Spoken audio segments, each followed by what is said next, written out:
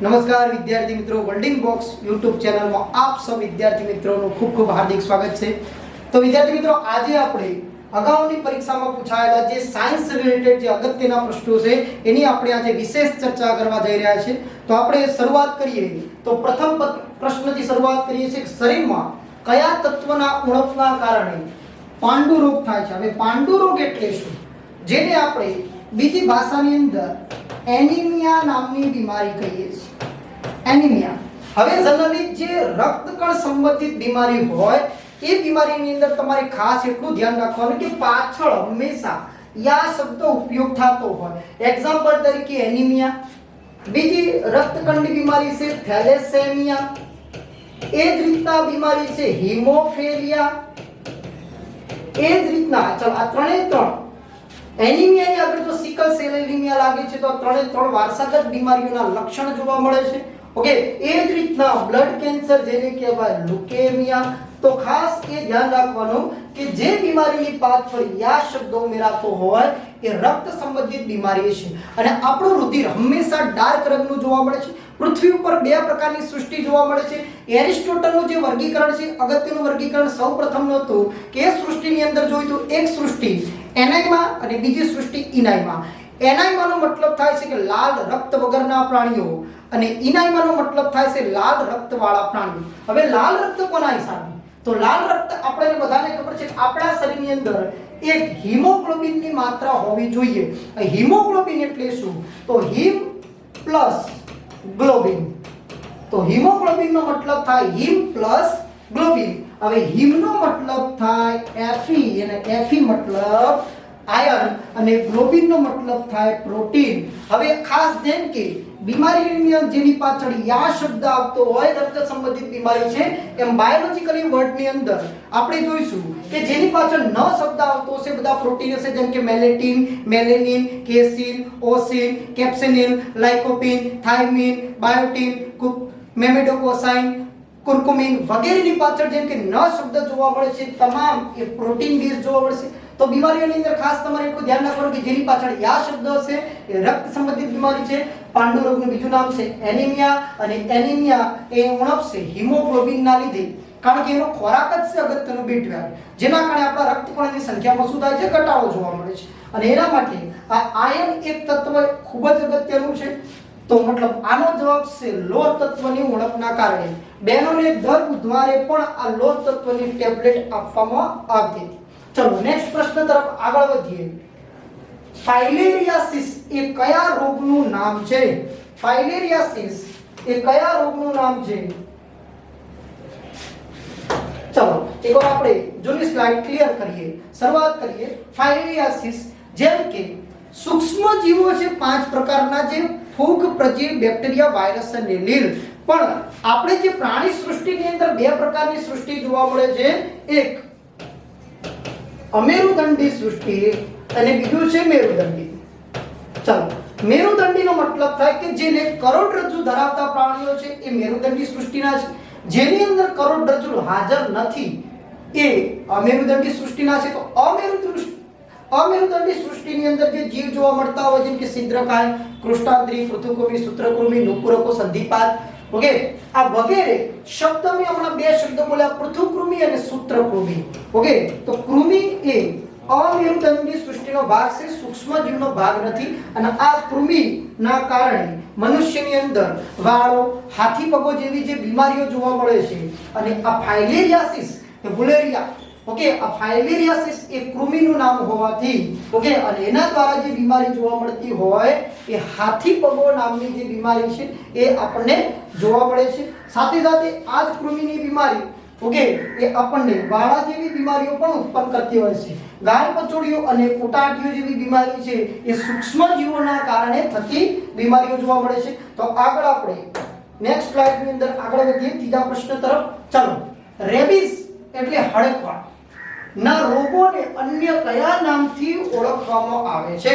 Okay, rabies એટલે હડકવા, કે જેને આપણે જનરલી પ્રશ્ન કહી કે હડકવા કેમ થાય, તો ઘણાના મગજમાં પ્રશ્ન એ જ આવતો છે કે હડકવા માટે જવાબદાર છે કૂતરું। તો વિદ્યાર્થી મિત્રો કૂતરું એ હડકવા માટે જવાબદાર નથી, પણ કૂતરાની લાળની અંદર આવા વાયરસ જોવા મળતા હોય જેના કારણે એ બીજાને બાઇટ કરવાથી, પ્રાણીઓ એકબીજાને બાઇટ કરતા હોય જનનીના લાળના કારણે આવા વાયરસ, આ જે ઝૂનોટિક ડિસીઝ છે એ શું થતા હોય છે કે વારાફરતી પ્રાણીઓ દ્વારા પ્રાણીઓની અંદર જોવા મળતા હોય. ઓકે, તો ચલો હડકવા એને આપણે બીજી ભાષામાં કહીએ કે મનુષ્યને પણ હડકવા લાગુ પડે છે. આપણાની અંદર પણ ઘણા બધા વા અલગ અલગ પ્રકારના હોય, કોઈનામાં સંધિવા જોવા મળતું હોય તો કોઈની અંદર રગવા પણ જોવા મળતો હોય છે. ઓકે, હડકવા એ શાના કારણે થતી બીમારી છે? તો જનરલી એક ફોબિયા છે ભાઈ. અહીંયા બોર્ડ ઉપર તમને ઓલરેડી ફોબિયા શબ્દ દેખાય છે. ચલો, કયો ફોબિયા છે? તો હાઇડ્રોફોબિયા. હાઇડ્રો મતલબ શું? તો હાઇડ્રો નો મતલબ થાય વાણી અને ફોબિયાનો મતલબ થાય ડર. પણ કેવો ડર? વિશિષ્ટ પ્રકાર. ડર દરેકની અંદર છે ભાઈ, પણ એક વિશિષ્ટ પ્રકારનો ડર છે કે વ્યક્તિ પાણીથી દૂર ભાગે છે. જેમ કે જનરલી તમને ખ્યાલ હોય કે કૂતરું જ્યારે હડકાયું થાય છે, જનરલી માણસો એના પર પાણી છાંટવાનો પ્રયત્ન કરતા હોય, એ કૂતરું પાણીથી કેમ દૂર ભાગે છે? તો એની પાછળનું કારણ છે કે એની અંદર એક બીમારીનું સર્જન થયેલું છે, હાઇડ્રોફોબિયા નામની બીમારી. મનુષ્યને પણ જો હાઇડ્રોફોબિયાની બીમારી લાગુ પડે છે તો મનુષ્યને પણ હડકવા થઈ શકે છે. અને આ હડકવાની રસીની શોધ દરેકને ખબર છે ભાઈ, ખૂબ જ અગત્યના વૈજ્ઞાનિક છે લુઈ પાસ્ચર નામના વૈજ્ઞાનિકે હડકવા રસીની શોધ કરેલી છે. તથા હડકવાને જે આપણે રેબીઝ તરીકે ઓળખીએ એ રેબીઝ રસીનું નામ પણ છે. અને કદાચ રેબીઝ શબ્દ ના આપ્યો હોય અને એની જગ્યાએ જો તમને રેબડો શબ્દ આપેલો છે, એનો મતલબ રેબડો શબ્દ પણ સાચો છે, કારણ કે ફેમિલી છે અને આ એની પ્રજાતિનો વાયરસ છે. ઓકે, તો રેબડો વાયરસ અથવા તો રેબીઝ વાયરસના કારણે હડકવા લાગુ પડે છે. ઓકે, તો હડકવા પણ એક એવો રોગ છે ભાઈ, ચેપી રોગની અંદર ગણવામાં આવે છે. અત્યારે હાલની તારીખમાં જે રીતના કોરોનાની જે સિચ્યુએશન છે, હડકવાની અંદર પણ વ્યક્તિને જો હડકવા લાગુ પડે છે તો એ વ્યક્તિને એક રૂમની અંદર પૂરી દેવો પડે જ્યાં સુધી વ્યક્તિનું મૃત્યુ ના થાય ત્યાં સુધી. અને એ ડેડ બોડીને સંપૂર્ણપણે કોરોનાની અંદર જે રીતના પેક કરવામાં આવે છે પીપી કિટમાં, સેમ પેક કરીને બાળી દેવી પડે. એટલે વાયરસ નામે જ ભયંકર છે એવું કહેતા લુઈ પાસ્ચર. અને લુઈ પાસ્ચરે વાયરસનો મતલબ વિષાણુ એટલે એક ઝેરી દ્રવ્ય અથવા ઝેરી રસાયણ તરીકે પણ ઓળખેલું છે. ઓકે, તો યાદ રાખજો કે હડકવા માટે જવાબદાર એક ફોબિયા છે ને ફોબિયાનું નામ છે હાઇડ્રોફોબિયા. અલગ અલગ પ્રકારના ફોબિયા આવે છે, જેમ કે નિક્ટોફોબિયા તો રાતથી લાગતો ડર છે, એક્રોફોબિયા ઊંચાઈથી લાગતો ડર છે, હાઇડ્રોફોબિયા આંખથી લાગતો ડર છે, નોમોફોબિયા કોઈ વ્યક્તિનો મોબાઈલ થોડીવાર દૂર શું જતો રહ્યો એનાથી લાગતો ડર છે, બિબ્લોફોબિયા પુસ્તકથી લાગતો ડર છે, ઝેનોફોબિયા અજાણ્યા વ્યક્તિથી લાગતો ડર છે. એમ ડરના અલગ અલગ પ્રકાર જોવા મળે છે. તો એની પાછળ લાગતો શબ્દ એ તમારે યાદ રાખવાનો છે કે ફોબિયા એક વિશિષ્ટ પ્રકારનો ડર છે. ચલો આગળના પ્રશ્ન તરફ આગળ વધીએ. દાંતનું ક્ષયન ક્યારે થાય છે? તો પર્ટિક્યુલર આપણી વાત છે ભાઈ, મનુષ્યના દાંતનું ક્ષયન ક્યારે થાય છે? હવે ક્ષયન એટલે શું? તો આપણને ખ્યાલ છે કે આપણા દાંત ધીરે ધીરે ખવાતા જાય છે. એ ખવા પાછળનું રીઝન શું છે? તો જેમ કે આપણે આ પ્રશ્નની વિશેષ ચર્ચા કરીએ. આની અંદર જનરલી એક શબ્દ ઉમેરેલો છે અને એ શબ્દ છે પીએચ, જે તમે જોઈ શકો છો. પીએચ નો મતલબ શું થાય? તો પીએચ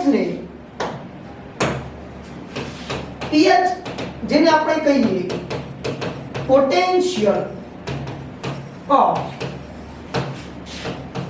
હાઇડ્રોજન. ચાલો, પોટેન્શિયલ ઓફ હાઇડ્રોજન. પોટેન્શિયલ નો મતલબ બીજી ભાષામાં કહીએ પાવર. હાઇડ્રોજનની તાકાતને આપણે પીએચ કહીશું. આ પીએચ ની શોધ ઓલરેડી સોરેનસન નામના વૈજ્ઞાનિકે કરી ચૂકેલા છે. પીએચ નું ખૂબ જ મહત્વ છે વિદ્યાર્થી મિત્રો. પીએચ અનબેલેન્સ થાય છે તો જનરલી જેમ કે આપણી રુધિરની પીએચ ફિક્સ હોય છે, વાતાવરણની પીએચ પણ જો અનબેલેન્સ થાય છે તો આપણને ખ્યાલ છે તાજમહેલ પીળો પડે છે, જેના લીધે એને પણ આપણે દર વર્ષે ઘણા ખર્ચો કરી એને નીટ એન્ડ ક્લીન કરવો પડે છે. તો વાતાવરણની પણ પીએચ ઓછી થવાના કારણે એસિડ વર્ષા જવાબદાર છે. એ જ રીતના જેમ કે ઘણી જગ્યાએ ક્ષારીય જમીને વધારે માત્રામાં પીએચ હોય તો ખેડૂત મિત્રો છે જીપ્સમ ઉમેરતા હોય છે, ઓછી માત્રામાં પીએચ હોય તો ચૂનો ઉમેરતા હોય છે. એ જ રીતના આપણા શરીરની અંદર પણ પીએચ નું ખૂબ જ મહત્વ રહેલું છે. જેમ કે આપણું ગુણધર્મ અગત્યનો છે પાણી, એ પાણીનું પણ મહત્વ ત્રણ વસ્તુના આધારે રહેલું છે. જેમ કે એક છે ટીડીએસ, બીજું છે એમાં રહેલા ppm ની જે માત્રા અને ત્રીજું છે pH. જનરલી આપણે 7 pH ના પાણી પીએ છીએ. જનરલી આપણે આલ્કલાઇન વોટર 8.5 pH નું પાણી આપવા માટે અગત્યનું છે. આ pH ની વાત કરીએ તો આપણા મોઢાની અંદર જેમ કે આપણે રાત્રે કોઈ ખોરાક ખાધો છે, જેમ કે ચોકલેટ ખાધી હોય અથવા તો દાંતની અંદર કોઈ ખોરાક ભરી રહે છે, તો સવારે આપણું મોઢું એ એસિડિકતા ધરાવે છે, જે આપણને ખટાશનો અનુભવ કરે છે. એસિડ સ્વાદે ખાટા હોય છે, દરેક વિદ્યાર્થી મિત્રોને ખ્યાલ છે. એ ખટાશના અનુભવના કારણે આપણું દાંતનું બહારનું જે આવરણ છે એનેમલ એ એસિડના લીધે ધીરે ધીરે એની અંદર ખવાણ ઉત્પન્ન થતું જાય છે. અને જનરલી જો મોઢાની pH આનો જવાબ કયો આવે તો આનો જવાબ જે અગત્યનો છે અહીંયા એ ઓપ્શન કે જ્યારે મોંના અંદરના ભાગની pH 5.5 કરતા ઓછી હોય ત્યારે દાંતનું શું થાય છે? ક્ષયન થાય છે. ઓકે, તો કેમ આપણા મોઢાની અંદર જે લાળ રસની pH છે એ ખૂબ જ અગત્યની છે. જે આપણી લાળ રસ છે એ 6.5 થી 7.5 pH ની અંદર જોવા મળે છે. એટલે જનરલી આપણા મોઢાની pH 6+ હોવી જોઈએ. એટલે જ માટે રાત્રે જે પણ ખોરાક ખાવા એને ટાળવાનો પ્રયત્ન કરો. દાંત નીટ એન્ડ ક્લીન રાખો, કારણ કે દાંત એ આવનારા સમયમાં આપણે ખોરાક ચાપવા માટેનો ખૂબ અગત્યનો શરીરનો એક ભાગ છે. ચલો તો આગળના પ્રશ્ન તરફ સવિશેષ ચર્ચા કરીએ. ચલો, નીચેનામાંથી કોણ માનવ શરીરની શારીરિક સ્થિતિ અને સમતોલનપણું જાળવવામાં મદદ કરે છે? શારીરિક સ્થિતિ અને સમતોલનપણું, જેમ કે હું તમારા જોડે અત્યારે હાલ ક્લાસ ચાલુ છે, હું સ્ટેન્ડ અપ ઊભો છું, તો આ ઊભો રહું છું એની પાછળનું કારણ શું? જેમ કે આપણે નાના હોઈએ ત્યારે બાળક ધીરે ધીરે જે ચાલતા શીખે છે, એ ચાલતા શીખ્યું તો એ માહિતી મગજના કયા ભાગની અંદર સંગ્રહ થયું? મગજ આપણને બધાને ખબર છે કે આપણી મેમરી જે સ્ટોર કરવાની ક્ષમતા ધરાવે છે. ઓકે, ચલો તો સમતોલનપણું જે જાળવવાનો ભાગ એ કોણ કરે છે? ચલો તો આપણી પાછળ જે અગત્યનો ભાગ છે આપણી બ્રેન છે, એ બ્રેનને આપણે થોડા ભાગની અંદર ડિવાઈડ કરીએ તો જે મગજનો સૌથી મોટો ઉપરનો ભાગ છે કે જે ગળીમય રચના ધરાવતો હોય છે એ ભાગને બૃહદ મસ્તિષ્ક તરીકે ઓળખવામાં આવે છે. ઓકે, એના નીચે એક્ઝેક્ટલી એક રચના આવેલી હોય છે જેને થેલેમસ કહેવાય. થેલેમસના એક્ઝેક્ટલી નીચે એક રચના આવેલી છે એને હાઇપોથેલેમસ કહેવાય. અને આ પાછળનો જે ભાગ છે એ ભાગને આપણે કહીશું અનુમસ્તિષ્ક, કે જે આપણે નાના મગજના ભાગરૂપે તરીકે ઓળખીએ, જે આપણા પાછળ આવ્યું છે. જેમ કે આપણે સાયકલ ચલાવતા નથી આવડતી, પણ એકવાર સાયકલ ચલાવતા શીખી ગયા તો 10 વર્ષ પછી પણ આપણે સાયકલ જ્યારે ચલાવવાની કોશિશ કરીએ ત્યારે એવું નથી બનતું કે આપણને સાયકલ નથી આવડતી.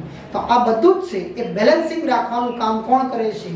તો એ બેલેન્સિંગ જે માહિતીનો સંગ્રહ કરે છે એ મગજનો ભાગ છે અનુમસ્તિષ્ક.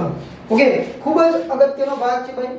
આલ્કોહોલથી સૌપ્રથમ મગજના કયા ભાગ ઉપર અસર થાય છે? તો આલ્કોહોલથી મગજનો સૌપ્રથમ પ્રેરિત થતો ભાગ એ પણ અનુમસ્તિષ્ક છે. ઓકે, જેના કારણે એ વ્યક્તિ આલ્કોહોલ પીધા પછી પોતાના શરીરનું સમતોલન જાળવી શકતો નથી. ઓકે, તો કદાચ સાયકલ ચલાવવી, ગરબા ગાવા, ચાલવું, દોડવું, કૂદવું, આ તમામ એક્ટિવિટીઝ ની અંદર જે શરીરનું સમતોલન જાળવી રહ્યું છે એ ભાગરૂપે અગત્યનો ભાગ છે અનુમસ્તિષ્ક. ચલો તો આગળના પ્રશ્ન તરફ ચર્ચા કરીએ. માનવ શરીરમાં કઈ અંતઃસ્ત્રાવી ગ્રંથિ જોડીમાં નથી હોતી? ઓકે, જનરલી અંતઃસ્ત્રાવી ગ્રંથિઓની અંદર જે ગ્રંથિઓ જોવા મળે છે એ સિંગલ જોવા મળતી હોય, પણ ઘણી ગ્રંથિઓ છે કે જોડની અંદર જોવા મળતી હોય. જેમ કે અહીંયા બોર્ડ પર ઓપ્શનની અંદર આપણે જોઈએ એડ્રિનલ, પિટ્યુટરી, શુક્રપિંડ અને એન્ડપિંડ. તો એડ્રિનલ ગ્રંથિ એ ક્યાં આવેલી હોય? તો કિડનીના ઉપરના ભાગે આવેલી હોય, જે આપણી જીવન રક્ષણાત્મક ગ્રંથિ તરીકે ખૂબ જ અગત્યની ગ્રંથિ છે. ઓકે, કઈ ગ્રંથિ? એડ્રિનલ ગ્રંથિ. તો મતલબ માનવ શરીરમાં કિડનીઓ કેટલી હોય? 2. તો 2 કિડની હશે તો એડ્રિનલ ગ્રંથિ પણ કેટલી જોવા મળશે? 2. તો મતલબ ઓપ્શન સાચો છે કે એડ્રિનલ ગ્રંથિ 2 જોડની અંદર જોવા મળશે. ચલો, પિટ્યુટરી ગ્રંથિની પછી ચર્ચા કરીએ શુક્રપિંડ. ઓકે, શુક્રપિંડ એ ફક્ત પુરુષોની વૃષણ કોથળીની અંદર આવેલા હોય તે પણ જોડમાં આવેલી ગ્રંથિ છે.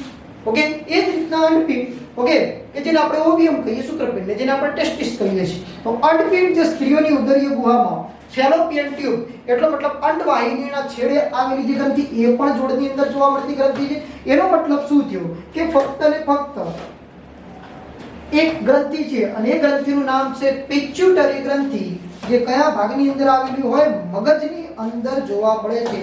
એ મગજની અંદર આવેલી જે ગ્રંથિ છે, કઈ ગ્રંથિ છે? પિટ્યુટરી ગ્રંથિ. ઓકે, અને એ પિટ્યુટરી ગ્રંથિ મગજના જે ભાગ છે, હમણાં તમને મગજની ચર્ચા કરી, એ મગજ તો આગળનો જે સેલા ટર્સિકા નામનો ભાગ છે કે જે હાઇપોથેલેમસ સાથે જોડાયેલી ગ્રંથિ છે, પણ એક ગ્રંથિ છે અને પિટ્યુટરી ગ્રંથિને માનવ શરીરની પ્રમુખ ગ્રંથિ, મહાગ્રંથિ, ગ્રંથિઓની ગ્રંથિ, મસ્તિષ્ક ગ્રંથિ તરીકે ઓળખવામાં આવે છે. તો આ ગ્રંથિ બધી જ ગ્રંથિઓને હેન્ડલિંગ કરતી ગ્રંથિ છે કદમાં નાની પણ બધી ગ્રંથિઓને હેન્ડલિંગ કરતી ગ્રંથિ છે. એટલે મહાગ્રંથિ, પ્રમુખ ગ્રંથિ, માસ્ટર ગ્રંથિ તરીકે કઈ ગ્રંથિને ઓળખવામાં આવે છે? તો પિટ્યુટરી ગ્રંથિને ઓળખવામાં આવે છે. ઓકે, ચલો જે પણ ઇન્ફોર્મેશન તમને નોટ ડાઉન તમે કરી શકો છો, જે તમને અગત્યની લાગે છે વિડિયો સાથે સાથે. ચલો આગળના પ્રશ્ન તરફ ચર્ચા કરીએ. કોષની કઈ અંગિકાને કોષનું શક્તિઘર તરીકે ઓળખવામાં આવે છે? કોષની કઈ અંગિકાને કોષનું શક્તિઘર તરીકે ઓળખવામાં આવે? શક્તિઘર કે જેની બીજી ભાષામાં આપણે પાવર હાઉસ તરીકે ઓળખીએ છીએ. તો જનરલી દરેકને ઓપ્શન વિશે ખ્યાલ જ છે. ઓકે, અને એ ઓપ્શનનો જવાબ છે કણાભ સૂત્ર. તો કણાભ સૂત્રને કેમ શક્તિઘર તરીકે કોષનું ઓળખવામાં આવે છે? કારણ કે એક વિશિષ્ટ પ્રકારની અંગિકા છે કણાભ સૂત્ર, જેને ઇંગ્લિશની અંદર ખાસ શબ્દ યાદ રાખજો, મિટોકોન્ડ્રિયા તરીકે ઓળખવામાં આવે છે. કણાભ સૂત્રની અંદર એક પ્રક્રિયા થાય છે ને એ પ્રક્રિયાનું નામ છે ગ્લાયકોલિસિસ પ્રક્રિયા. કઈ પ્રક્રિયા વિદ્યાર્થી મિત્રો? ગ્લાયકોલિસિસ. ગ્લાયકોનો મતલબ થાય શર્કરા અને લિસિસ તો મતલબ થાય તોડવું. જે પણ શર્કરા છે એ શર્કરાને તોડી અને એમાંથી આ ગ્લાયકોલિસિસ પ્રક્રિયાના આધારે એ એટીપી એટલે એડિનોસાઇન ટ્રાઇફોસ્ફેટ અને એટીપી એડિનોસાઇન ડાઇફોસ્ફેટ નામના શક્તિના બે અણુ મુક્ત કરે છે, જે કોષને ચલાવવા માટે ખૂબ જ અગત્યનું કામ ધરાવે છે. એટલા માટે ઓકે કણાભ સૂત્રને આપણે કોષનું શક્તિઘર, પાવર હાઉસ તરીકે ઓળખવામાં આવે. આ એક વિશિષ્ટ પ્રકારની અંગિકા છે કે જે પોતાના ડીએનએ અને રિબોઝોમ ધરાવે છે. બાકીની કોઈ અંગિકા પોતાના રિબોઝોમ કે ડીએનએ ધરાવતી નથી. આ એકમાત્ર અંગિકા છે કોષની જે પોતાના ડીએનએ અને રિબોઝોમ ધરાવે છે. મતલબ કોષની અર્ધ સ્વાયત્ત અંગિકા તરીકે કઈ અંગિકાને ઓળખવામાં આવે છે? તો કણાભ સૂત્રને કોષની અર્ધ સ્વાયત્ત અંગિકા, કારણ કે અડધું કામ પોતે જ કરે છે, બાકીનું કોષના આદેશ મુજબનું કામ જોવા મળતા હોય છે. ઓકે, ચલો તો આગળના પ્રશ્ન તરફ ચર્ચા કરીએ. ચલો એ પહેલા જેમ કે રંજક દ્રવ્ય કે રસધાની, આ કોઈ પ્રાણી કોષની અંગિકાઓ નથી. રંજક દ્રવ્ય અને રસધાની એ ફક્ત વનસ્પતિ કોષની અંદર જોવા મળે છે. રસધાની એ વનસ્પતિ કોષની સૌથી મોટામાં મોટી અંગિકા છે કે જે 90% જેટલો ભાગ કવર અપ કરે છે. અને રંજક દ્રવ્યના આધારે જેમ કે પાંદડાનો લીલો રંગ, ઘણા ફૂલનો સફેદ રંગ જોવા મળતો હોય, લાલ રંગ જોવા મળતો, જેમ કે ક્રોમોપ્લાસ્ટ, ક્લોરોપ્લાસ્ટ અને લ્યુકોપ્લાસ્ટ, એ આના આધારિત જોવા મળે છે.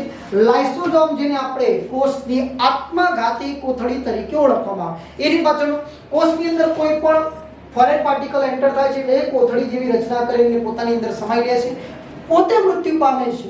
ઓકે, એટલા માટે જ લાઇસોઝોમને કોષની આત્મઘાતી કોથળી તરીકે ઓળખવામાં આવે છે. ચાલો 8મા પ્રશ્ન તરફ આગળ વધીએ. દાંતનું બહારનું પડ ખાલી જગ્યાનું બનેલું છે. આ ખૂબ જ અગત્યનો પ્રશ્ન છે, પરીક્ષામાં ઘણી વખત રિપીટ થતો પ્રશ્ન છે કે જે પાચન તંત્રમાંથી ખૂબ જ પૂછાયેલો પ્રશ્ન છે. આ પ્રશ્ન જે સચિવાલયની જે એક્ઝામ લેવાની હતી 17/11/2019 જે પરીક્ષા ઓલરેડી રદ થઈ ચૂકેલી હતી, એની અંદર આ પ્રશ્ન જે કેમિસ્ટ્રીની અંદર પૂછાયો હતો, કઈ રીતના પૂછાયો હતો? ઓકે, કે ધાતુના ઓક્સાઇડ તરીકે MO હોય તો તે ધાતુનું ફોસ્ફેટ સંયોજન જણાવો. મતલબ કે જો તમે આનું અણુસૂત્ર જાણતા હોય કે દાંતનું બહારનું પડ શાનું બનેલું છે તો આનો ઇઝીલી M ફોર મેટર આનો જવાબ તમે આપી શકો છો. ચલો તો આની આપણે ચર્ચા કરી કે દાંતનું બહારનું પડ જે ઇનેમલ છે એ ઇનેમલ શાનું બનેલું છે? તો કેલ્શિયમ ફોસ્ફેટ નું બનેલું છે. પરીક્ષાની અંદર ક્યાં લોચા પડે તો વિદ્યાર્થી મિત્રોને ખાસ આની અંદર લોચા પડે છે કે કેલ્શિયમ ફોસ્ફેટ આવે, પણ જો અહીંયા મેં ઓપ્શનની અંદર સોડિયમ ફોસ્ફેટ, પોટેશિયમ ફોસ્ફેટ, તો જનરલી ખ્યાલ છે કે આપણા હાડકા છે કેલ્શિયમ ધરાવે છે, પણ તમને ઓપ્શનની અંદર કેલ્શિયમ ફોસ્ફેટની જગ્યાએ જો સલ્ફેટ લખીને આપે છે ત્યારે તમારે કન્ફ્યુઝન પેદા થાય કે ફોસ્ફેટ કરવું કે સલ્ફેટ કરવું. ઓકે, સલ્ફર તત્વ આપણી માંસપેશીઓના ઘડતર માટે જવાબદાર છે, જ્યારે ફોસ્ફરસ એ આપણા હાડકાના ઘડતર માટે જવાબદાર છે. એટલે ખાસ ધ્યાન રાખવાનું. તો અહીંયા કેલ્શિયમ ફોસ્ફેટનું જો તમને અણુસૂત્ર આવડતું હોય CA3 PO4 ટ્વાઇસ જ્યારે કેલ્શિયમ સલ્ફેટનું અણુસૂત્ર થાય CaSO4. ઓકે, તો એની અંદર તમે ઈઝીલી જોઈ શકો છો કે આના અણુસૂત્રની અંદર P નો મતલબ બધાને ખબર છે ફોસ્ફરસ. તો દાંતનું બહારનું આવરણ ઇનેમલ એ કેલ્શિયમ ફોસ્ફેટનું બનેલું છે, જે શરીરનો સૌથી મજબૂત અથવા તો સૌથી સખત પદાર્થ તરીકે કોને ઓળખવામાં આવે છે? ઇનેમલને ઓળખવામાં આવે છે. જેના દિવસે આ કેલ્શિયમ ફોસ્ફેટનું પડ ઘસાઈ જાય છે ત્યારે આપણે એડવર્ટાઇઝ વાળો તો તૈયાર જ બેઠા છે, દાંતોને ઝંઝનાટ, સેન્સોડાઇન ટૂથપેસ્ટ. ઓકે, એની પાછળનું કારણ પણ આ જ છે. જેના દિવસે આપણું પડ ઘસાઈ ગયું એટલે દાંતની અંદર સીધી જે નસો છે એ સીધા બ્રેન સાથે કનેક્ટેડ છે, એટલે આપણને વધારે પડતું પેઇન, દુખાવાનો અનુભવ થાય છે. ચાલો આગળના પ્રશ્ન તરફ આગળ વધીએ. 9મો પ્રશ્ન, લોહીની નળીઓમાં કયા રસાયણના કારણે લોહી ગંઠાતું અટકે છે? ખૂબ જ અગત્યનો પ્રશ્ન છે. આપણું રુધિર છે એની અંદર ફાઇબ્રિનોજન ઓલરેડી અવેલેબલ છે. ક્યારેક જો આપણી રુધિરની કણિકાઓ ફાટે છે તો થ્રોમ્બોપ્લાસ્ટિન નામનું રસાયણ ઉત્પન્ન થાય, જેના કારણે થ્રોમ્બિન એક્ટિવ થશે. આ થ્રોમ્બિન એક્ટિવ થયું તો આવા ફાઇબ્રિનોજનના રૂપાંતર ફાઇબ્રિનની અંદર જો રૂપાંતર થાય, એનો મતલબ જો રુધિરમાં ફાઇબ્રિનમાં રૂપાંતર થતું હોય તો રુધિર ગઠ્ઠો બનાવતો કારક, આ પહેલા તમને સમજાવું છું. હવે રુધિરને ગઠ્ઠો બનાવતા અટકાવતા કારકની ચર્ચા કરો. તો ફાઇબ્રિન એ રુધિરને ગઠ્ઠો બનાવે છે, પણ હવે રુધિર નળીઓમાં જે વહન કરી રહ્યું છે એ ઠંડીના મોસમના કારણે કે કોઈ પણ ડીઝલના કારણે જામી ના જાય એના માટે એક પ્રોટીન બેઝ અને એક કાર્બોહાઈડ્રેટ બેઝ, જેમ કે મેં તમને કીધું હતું કે જેની પાછળ ન હશે હંમેશા પ્રોટીન હશે, જેની પાછળ જ હોય એ હંમેશા કાર્બોહાઈડ્રેટ હોય. એક્ઝામ્પલ તરીકે glucose, fructose, maltose, lactose, cellulose, galactose. Okay, દરેકની પાછળ એક કોમન અક્ષર બોલાય છે, એ અક્ષર નામ છે જ. તો આ કાર્બોહાઈડ્રેટના સ્વરૂપ છે. તો આપણા રુધિરની અંદર એક કાર્બોહાઈડ્રેટ બેઝ અને પ્રોટીન બેઝ બંને જે એન્ઝાઇમ કાર્યરત હોવા જોઈએ, જેના કારણે રુધિર ગઠ્ઠો બનતું નથી. આ પરીક્ષામાં પૂછાઈ ચૂકેલો પ્રશ્ન છે, ખાસ ધ્યાન રાખવાનું. સ્ટ્રેપ્ટોકાઇનેઝના લીધે આ રસાયણના કારણે રુધિર ગઠ્ઠો બનતા અટકે છે. અને બીજો એક ખાસ ધ્યાન રાખવાનું, હિપેરિન. આ બંને હિપેરિન પ્લસ સ્ટ્રેપ્ટોકાઇનેઝ આ બંનેના લીધે આપણું રુધિર ગઠ્ઠો બનતા અટકે છે. ઓકે, ચલો આગળના પ્રશ્ન તરફ ચર્ચા કરીએ. 10મો પ્રશ્ન, માનવના મગજનો સૌથી મોટો અને જટિલ ભાગ કયો છે? ઓલરેડી મેં તમને જ્યારે શરીરનું સંતુલન જાળવવા માટે ફિગર દોરી હતી તો અહીંયા લખેલું છે બૃહદ મસ્તિષ્ક એ માનવના શરીરનો સૌથી મોટો અને જટિલ ભાગ છે. ઓકે, આપણા મગજમાં 100 અબજ ન્યુરોન એટલે ચેતાકોષો જોવા મળે છે, જેનો સૌથી મોટો આ ભાગ ઓલરેડી 2/3 ભાગ મગજનો ધરાવે છે. બૃહદ મસ્તિષ્ક એ શરીરની સૌથી જટિલ રચના છે. સૌથી વધુ પણ કાર્ય કોણ કરતો છે? બૃહદ મસ્તિષ્ક, જેને બીજી ભાષાની અંદર સેરિબ્રમ તરીકે ઓળખવામાં આવે છે. ખાસ નોટ ડાઉન કરજો, બૃહદ મસ્તિષ્કને સેરિબ્રમ કહેવાય, અનુમસ્તિષ્કને સેરિબેલમ તરીકે ઓળખવામાં આવે છે. હાઇપોથેલેમસ એક ગ્રંથિ છે, ખૂબ જ અગત્યનું કામ છે, જેમ કે ભૂખ લાગવી, તરસ લાગવી, શરીરનું તાપમાન, આ બધાનું નિયમન કરવા માટે હાઇપોથેલેમસ ખૂબ જ અગત્યનું કાર્યરત છે. લંબમજ્જા જે કરોડરજ્જુની શરૂઆત તરીકે કોને ઓળખવામાં આવે છે? તો લંબમજ્જાને કરોડરજ્જુની શરૂઆત તરીકે ઓળખવામાં આવે છે. તો માનવ મગજનો સૌથી મોટો અને જટિલ ભાગ સેરિબ્રમ અથવા તો બીજું નામ છે બૃહદ મસ્તિષ્ક તરીકે ઓળખવામાં આવે છે. ચાલો 11મા પ્રશ્ન તરફ આગળ વધીએ. ઇન્સ્યુલિનનો સ્ત્રાવ પ્રેરતું અંગ કયું છે? મતલબ ઇન્સ્યુલિન ક્યાંથી ઉત્પન્ન થાય છે? તો જનરલી આ પ્રશ્ન પરીક્ષામાં ક્યાંકના ક્યાંક રીતે તો જોવા મળે છે કે ઇન્સ્યુલિન એ શું કામ કરે છે. તો બધાને ખબર છે ઇન્સ્યુલિન એ આપણા શરીરમાં શર્કરાનું નિયમન કરે છે કે રુધિરની અંદર જે શર્કરા લેવલ જળવાઈ રહેવા જોઈએ એની પાછળ ખૂબ જ અગત્યનો જે ઘટક છે ઇન્સ્યુલિન છે. અને ઇન્સ્યુલિન પેદા થવા માટેની જે આપણા શરીરની એકમાત્ર જે ગ્રંથિ છે ને એ ગ્રંથિનું નામ છે સ્વાદુપિંડ. તો કોમેન્ટ બોક્સની અંદર કોમેન્ટ કરો વિદ્યાર્થી મિત્રો કે સ્વાદુપિંડ એ માનવ શરીરની કેવા પ્રકારની ગ્રંથિ છે? અંતઃસ્ત્રાવી ગ્રંથિ કે બાહ્યસ્ત્રાવી ગ્રંથિ? ઓકે, તો ખાસ ધ્યાન રાખજો. કેટલા લોકો સાચો જવાબ આપે છે કોમેન્ટની અંદર કે સ્વાદુપિંડ એ કેવા પ્રકારની ગ્રંથિ છે? અંતઃસ્ત્રાવી ગ્રંથિ છે કે બાહ્યસ્ત્રાવી ગ્રંથિ છે? તો ઇન્સ્યુલિનનો સ્ત્રાવ પ્રેરતું અંગ છે સ્વાદુપિંડ, જે આપણા રુધિરમાં શર્કરા લેવલ જાળવવામાં મદદ કરે છે. જો શરીરમાં ઇન્સ્યુલિનની ઉણપ સર્જાય છે તો એને આપણે ડાયાબિટીસ તરીકે ઓળખીએ. કઈ ડાયાબિટીસ? તો ડાયાબિટીસ મેલિટસ તરીકે ઓળખવામાં આવે છે. અને આ ડાયાબિટીસ એ કેવી ડાયાબિટીસ છે? તો વારસાગત બીમારી છે. ઇન્સ્યુલિનની ઉણપના કારણે થતી બીમારી જે ડાયાબિટીસ એ વારસાગત બીમારી છે. ઓકે, બીજી ડાયાબિટીસ છે ડાયાબિટીસ ઇન્સિપિડસ, પણ એ વારસાગત નથી, એ વાસોપ્રેસિન ડેફિશિયન્સીના કારણે અંતઃસ્ત્રાવના કારણે થતી બીમારી છે. જ્યારે આ ઇન્સ્યુલિન એ પણ આપણા શરીરનો એક અંતઃસ્ત્રાવ છે, પણ એ સ્વાદુપિંડમાંથી ઉત્પન્ન થતો. આ ઇન્સ્યુલિન આર્ટિફિશિયલ પણ શોધવામાં આવ્યું છે. હેનરિક બેન્ટિંગ એન્ડ બેસ્ટ નામના વૈજ્ઞાનિકે આર્ટિફિશિયલ ઇન્સ્યુલિનની શોધ કરેલી છે, જેના કારણે હેનરિક બેન્ટિંગની જે જન્મ તારીખ છે એ 14 નવેમ્બરના રોજ છે. અને એના લીધે જ આપણે ડાયાબિટીસ ડે એ 14 નવેમ્બરે ઉજવવામાં આવે છે. ચાલો આગળના પ્રશ્ન તરફ આગળ વધીએ. પુખ્ત મનુષ્યમાં નાના આંતરડાની લંબાઈ લગભગ ખાલી જગ્યા છે. જનરલી આ એક ઈઝી ક્વેશ્ચન કહી શકાય. તો માનવ શરીરની અંદર જે આંતરડાની જે લેન્થ છે 6.5 મીટર જોવા મળતા હોય. જનરલી આપણા આંતરડા એ નાના હોય છે. જે પ્રાણીઓ છે, બે પ્રકારના પ્રાણીઓ જનરલી જોવા મળતું હોય. એક તૃણખાતા, જેને આપણે તૃણાહારી તરીકે ઓળખીએ, અને બીજા હોય છે માંસાહારી પ્રાણીઓ. હવે તૃણાહારી પ્રાણીઓ જે ઘાસ ખાતા હોય, અને ઘાસની અંદર એક પદાર્થ જેનું નામ છે સેલ્યુલોઝ.